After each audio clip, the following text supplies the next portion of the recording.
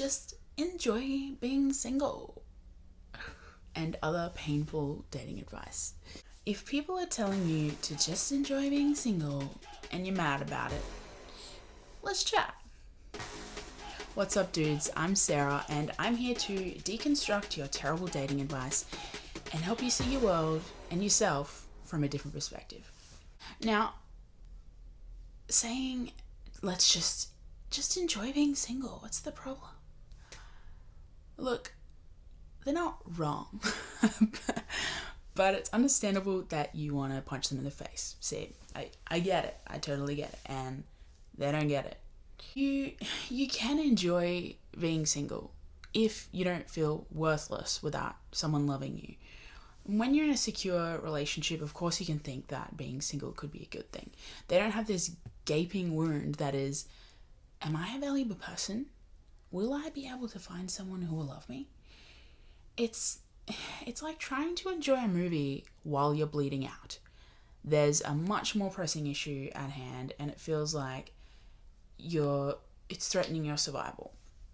And when I say your survival, I mean your ability to have a fulfilling life. So no, you're not going to be able to just enjoy yourself, because right now you feel like there's a much bigger problem at hand, and I get that.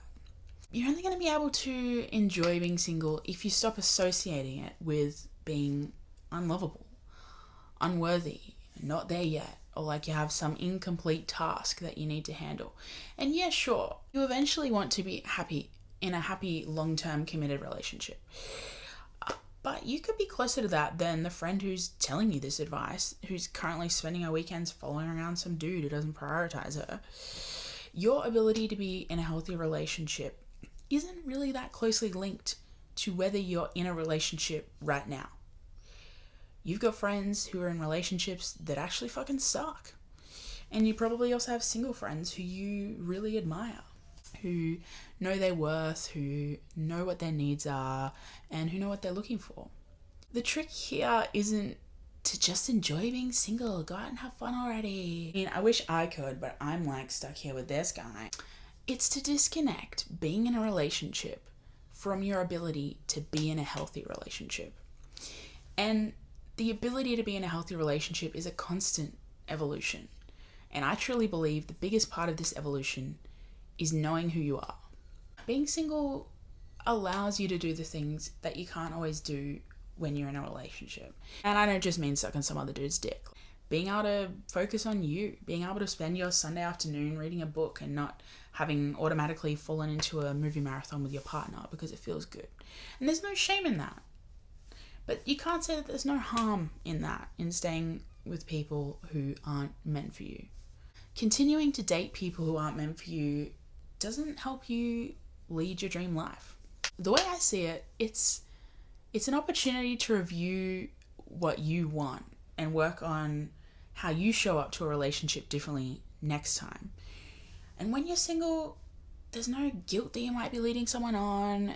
You're not spending any energy on trying to impress someone or figuring out how to impress them and if they like you. Instead, you're just letting yourself figure out what you might want in a relationship or in a lifestyle without someone else shaping it. For me, I know right now I wouldn't be able to deeply unpack my thoughts around open relationships and explore how they work for some people if I were dating someone who was strongly against that lifestyle and made it feel wrong. And similarly, I wouldn't be able to have the space to question my workout routine, and maybe it's a bit too overzealous, if I were dating a gym bunny who made that feel right. So I say use being single as space. Use it as a learning opportunity to learn about other kinds of people and other kind of lifestyles and about yourself, if you would actually enjoy those other lifestyles. You'll actually save time by being able to say yeah, nah to some relationships on offer now that you realize they won't actually work for you long term. Another example from me, I recently went to a music gig and I met a group of people there, and I was just in a really open-minded state. I showed up single. And I never realized how important it was to me that I live unabashedly and with freedom to just make connections with new people and laugh with strangers. It brought me so much joy. And now I know when I meet someone, if I don't get the vibe that they'll be comfortable with me being in those situations, if they can't get joy from seeing my joy, then they aren't going to be a part of my ultimate version of life. They aren't going to allow me to live my ultimate version of life. They're going to get in my way. And we're not out here trying to get a ball and chain anymore. So when someone tells you to just enjoy being single, just have fun, it doesn't mean you should enjoy being alone. It doesn't mean you should feel 100% secure right now.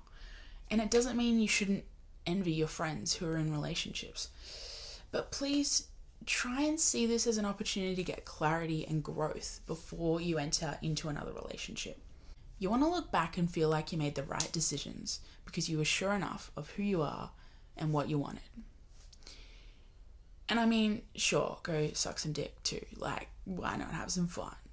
Girls and guys, we're out here to explore. That's what life's for, making connections and meeting people. The terrible dating advice is true, but not in the way that you think it is.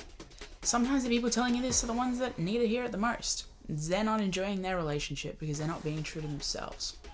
If you've had this experience where someone has told you to simply enjoy being single, try not to be mad.